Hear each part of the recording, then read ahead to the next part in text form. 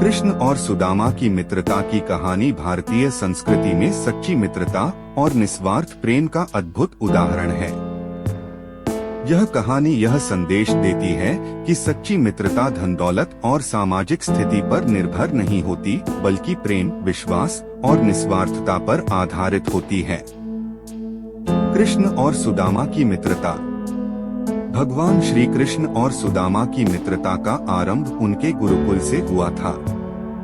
दोनों ने एक ही गुरु के सानिध्य में शिक्षा प्राप्त की। गुरुकुल में रहकर कृष्ण और सुदामा ने एक दूसरे की बहुत मदद की और दोनों के बीच गहरी मित्रता हो गई।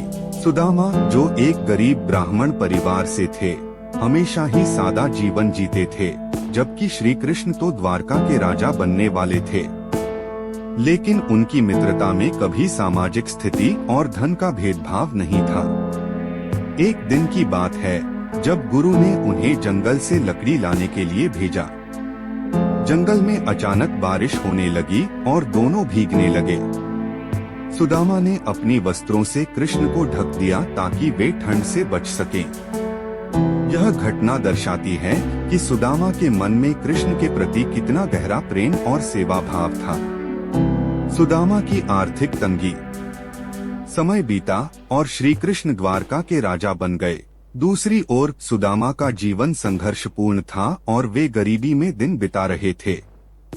सुदामा और उनकी पत्नी की आर्थिक स्थिति अत्यंत खराब थी। एक दिन सुदामा की पत्नी ने उनसे भगवान कृष्ण के पास जाने का आग्रह किया ताकि वे कृष्ण से मदद मांग सकें। सुदामा को मित्रता में सहायता मांगना उचित नहीं लगा, लेकिन पत्नी के आग्रह पर उन्होंने द्वारका जाने का निश्चय किया। सुदामा का द्वारका आगमन। सुदामा अपने पुराने मित्र से मिलने के लिए द्वारका पहुँचे।